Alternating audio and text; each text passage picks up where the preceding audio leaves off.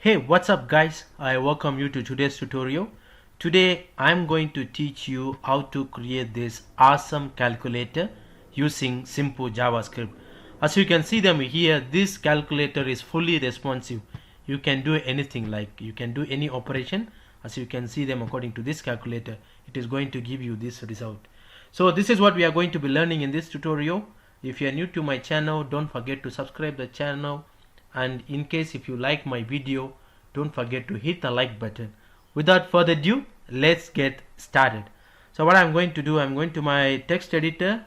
Here we go. This is new, there is nothing inside. I'm going to create everything from the scratch. Let me create the HTML file. So let me zoom in a bit. Okay, so I'm going to create the basic boilerplate here. So here in the title, what we can say calculator. So now in the body section, what I'm going to do, let me show you the design once again. So if you can notice one thing, this particular calculator has got the input box where we are going to input our data. Then we have got buttons, right? All these things are buttons. So this is what we are going to be designing in the HTML. So the first thing first, I'm going to create a div with a class name called container. Okay, inside this container div class, I'm going to create another div with a class, maybe let's say calculator. So this is another class with the name calc in the div section. So inside this div tag, this is where we are going to do our actual design. So what is there first? There is an input box, right? Let me create this input, right? Let me remove the name, and for this one ID I can say input text, right? So initially, if you can notice one thing, there is a 0 by default, right? So this one we can do with the help of the property name called placeholder. I'm setting it to 0 so that by default it will come up with a 0 in that particular input box. Then followed by, I need to design all of these buttons. There are many, 4, 8, 12, 16, about 19 buttons. So let me create 19 buttons. So button, the first label I'm going to say C, that is the first label, right? So let me do the same. Let me copy and paste. So let me just label them according to this one. First one is a clear button, second one is a delete button.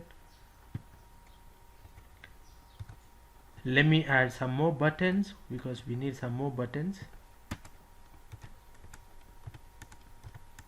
So let me just rename them. Let me add just one more for the equal.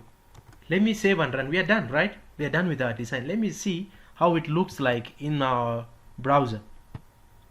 Here we go. There is an input box, 0 in as a label, as a placeholder, together with the buttons that we need. That's all. We are good. All we need to do is just have to design this one according to our actual design, right? For that, I'm going to create CSS file. So before I create one, let me link the CSS with my HTML. Have linked them. Now I have to create the CSS. Yeah, good. Now what I'm going to do, I'm going to apply some default styles. So in order to do that, I'm going to use this star so that these styles can be applied everywhere. So I want to remove the initial margin and padding. Then I want to use the box sizing as a border box. I want to remove all the outlines. And then the font family, let me say sans serif. Then I want to use the background color for my entire document because you can see this background color. So this is a color that I'm going to use. So this is a color code for that. Let me save and refresh my browser so that you will see this. Okay, you can see the actual background color has changed. Nothing else because we have removed the initial padding and margin. No wonder that there is no margin and padding for our actual design. Okay, let's just style our container. When I say container, this div with an ID container. So I'm going to set some height. Height is 100 VH, that is a maximum height. Then we are going to set display property. Then I want to align the items. Let me save and refresh. We will see how it looks like. It has come here, but I want them to be in the center of the page. So in order to do that, I'm going to use the property justify content center. Let me save so that it can go to the center. If you can see here, you will see it has come to center of this page, right? Then what else I can do? Maybe I can apply the background color for that particular one. So let me just copy this one. This is like the color that I'm going to use, especially for this neomorphic design. Let me save and refresh. Okay, you can't see anything. Maybe when we design the other part, you can able to see the actual background color that we have applied, right? We are good. Like what I'm going to, so what is next? I want to design this div section with a class name called calc. So let me do this now. So here what we can do, I want to apply some box shadow property so that it can look the shadow shape like this. So box shadow is going to be 6 pixel. Let me save and refresh. Okay, we have not seen because let me apply the other property so that you can able to see them. Let me change this one into 13 pixel.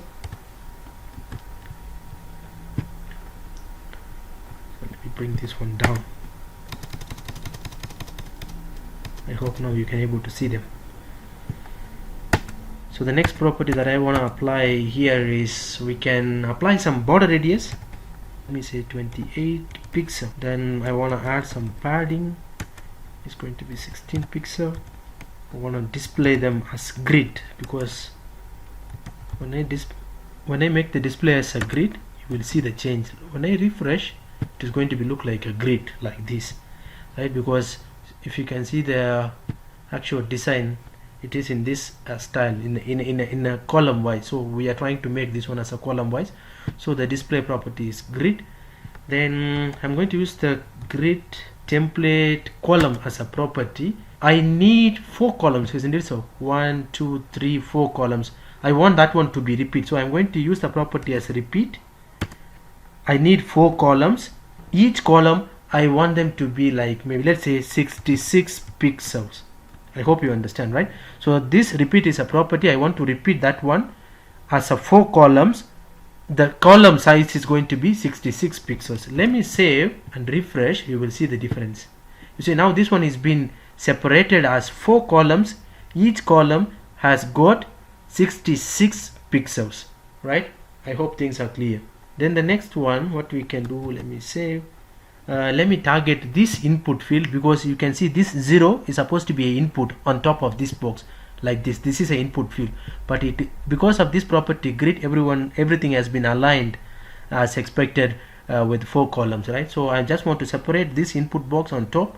So in order to do, let me target that input box.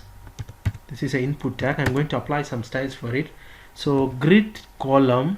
So this grid column, when I say span 4, what does that mean? So this one is starting from the column 1 up to column 4, right? So I want them to be in a span, meaning in a single line, and then I want to merge all the 4 columns into one. That's what it does. So let me save and refresh. You will see how it works. It merged all the 4 cells into one. That's the reason why span 4, right? Then the next property that I'm going to let me apply some height. Let me say 68 pixel, and then width 258 pixel. Let me apply the box shadow. I'm going to apply the same box shadow that I have them here. Let me copy and paste them here. Okay, but if you notice one thing, this shadow is not like the other shadows that you can see them here. It's going inside, right? So in order to do that, there is a property name called inset.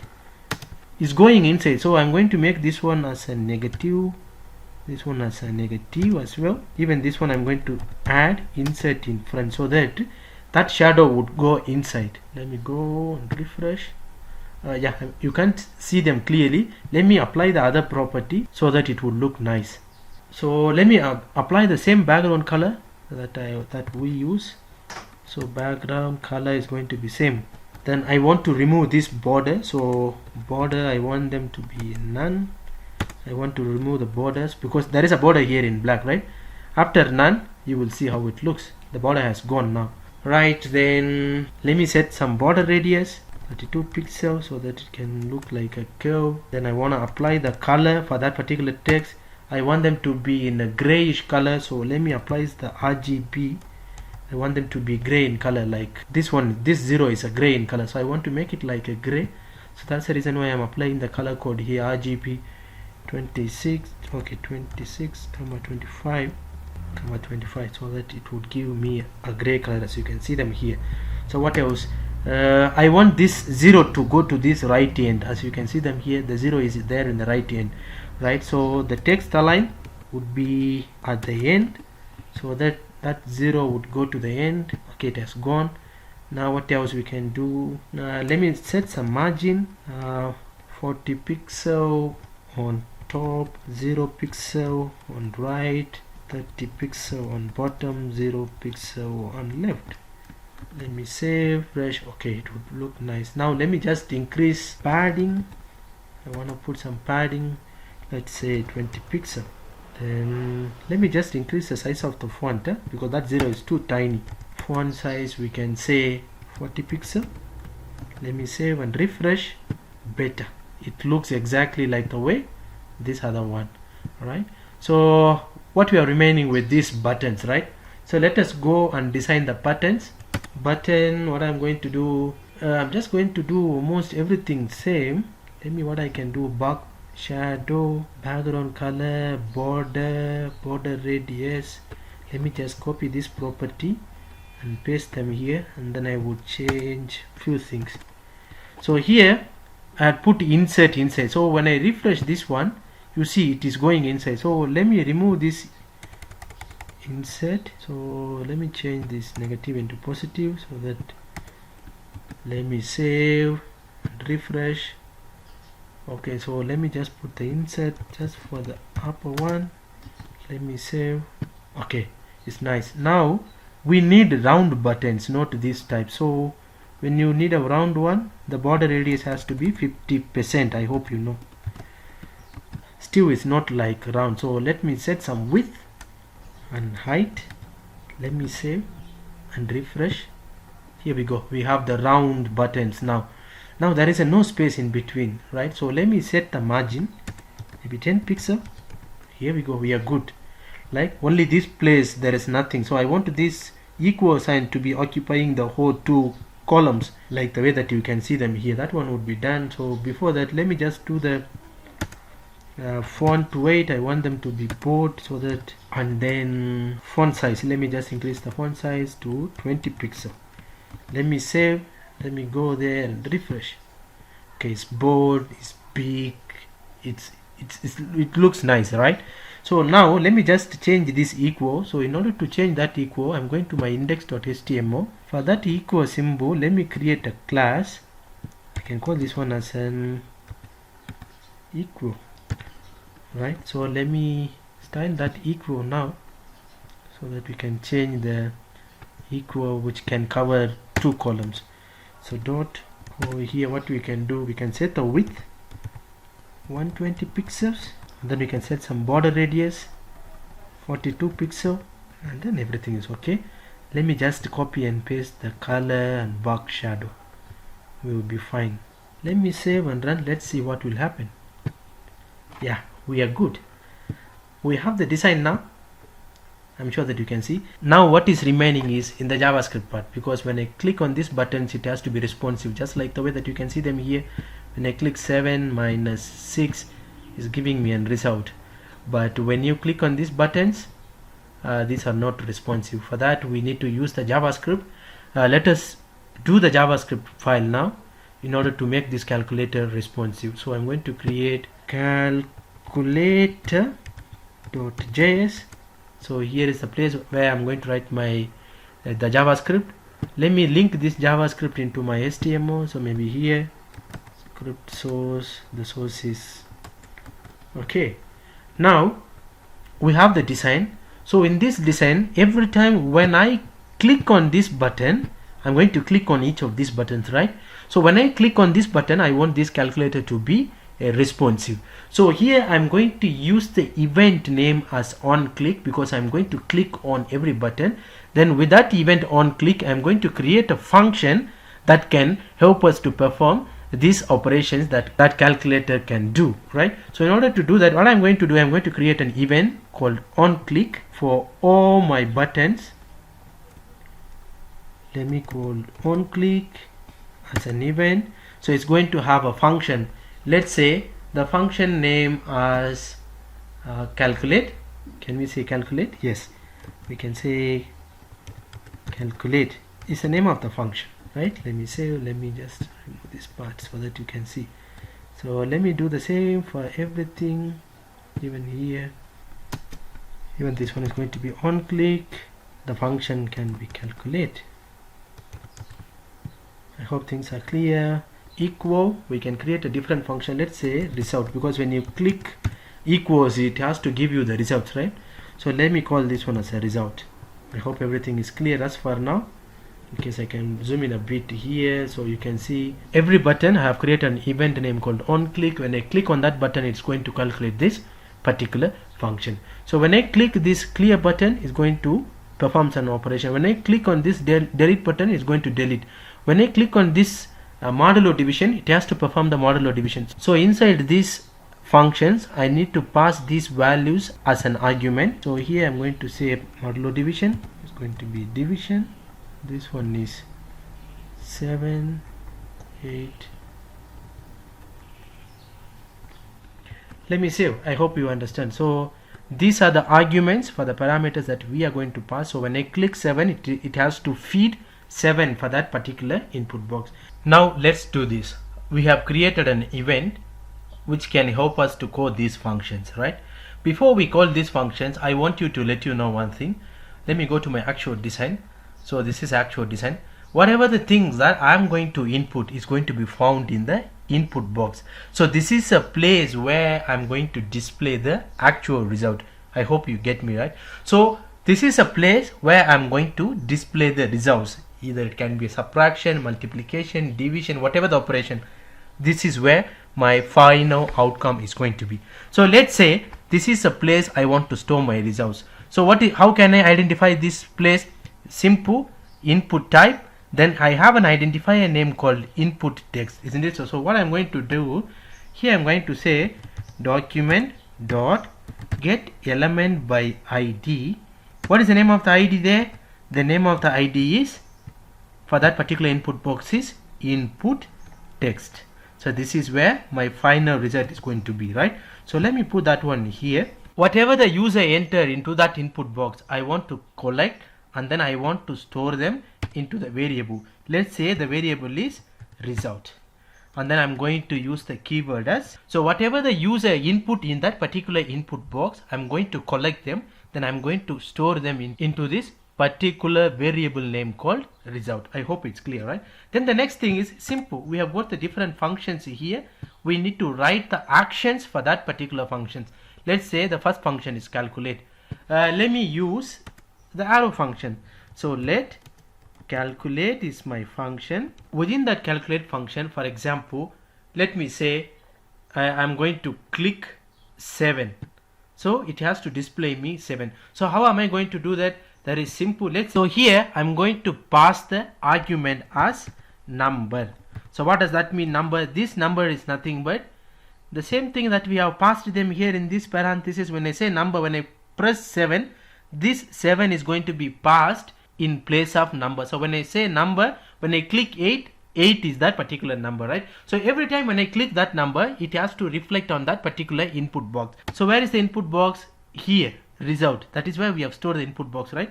Result dot whatever the value that we enter. So dot value as a method equivalent to what I'm going to get, result plus value. I'm going to add with the number. I hope things are clear. Why is it like that? Because in that input box, I'm going to, for example, if I click 7, it will be 7 plus what is the result dot value? Initially it was 0, isn't it so? In my design, if you can notice one thing, initially it was 0. So this is input, this is result dot value. Result dot value is 0 plus when I click 7, this 7 has to be added there. So 0 plus 7, it has to display me 7 there. That is the reason why we have said result dot value plus number. We can use this one as this one is same as this one, right? So let me just use the augmented grammar. So both are just same, right? So when I click any number, that one has to be incremented with the actual result that are found in the input box. This is what it means. So let me save, right? Let me go and refresh now.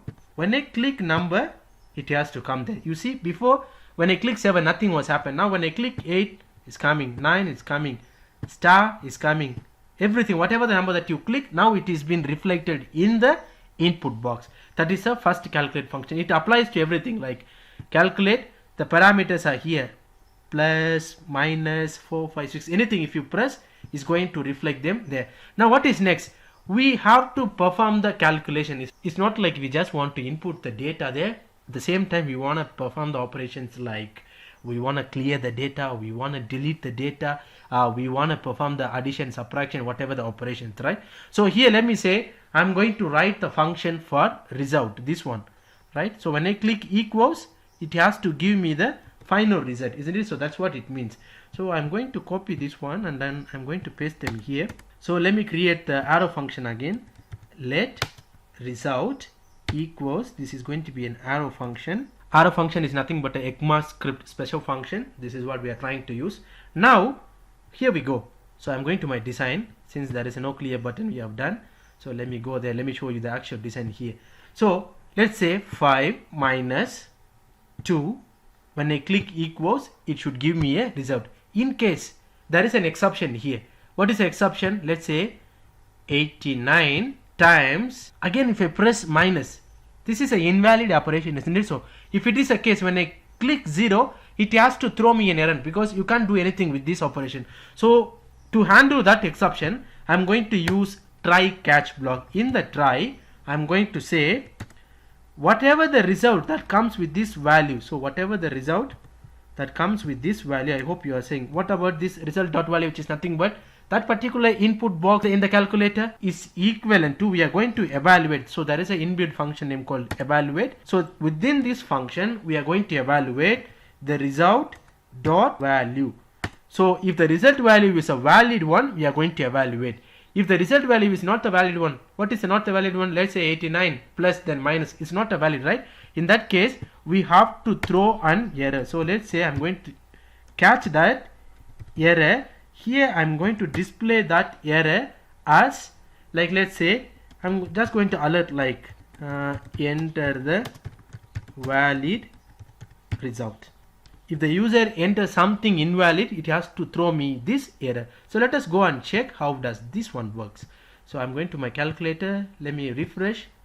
So 9 star then divide. So this is not a valid input, right? So when I click this equals, it should throw me an error saying enter the valid, not the result. Let me say input, right? We can say enter the valid input so that the user can enter the valid input so that we can evaluate the results, right? Now, for example, when I go and say, let me refresh, 4 plus 5. So let's say 5 plus 5.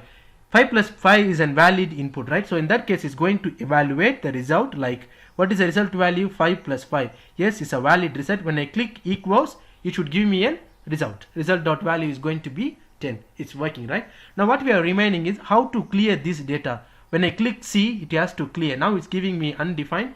I have the function. Okay, here the calculate. Let me say this one is a clear function.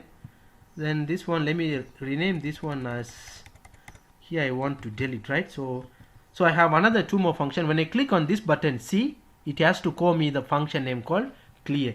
So here let me use the traditional function. What is the traditional way of using function? Function as a keyword followed by name of the function. What is the name of the function? Del. Sorry, that one is a CLR, right? Clear.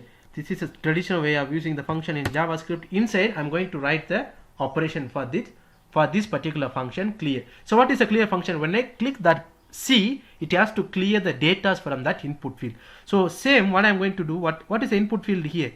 Result dot value, right? When I click that result dot value, when I click that input field, it needs to clear the input. If you want to clear the input, just put this empty because it's going to.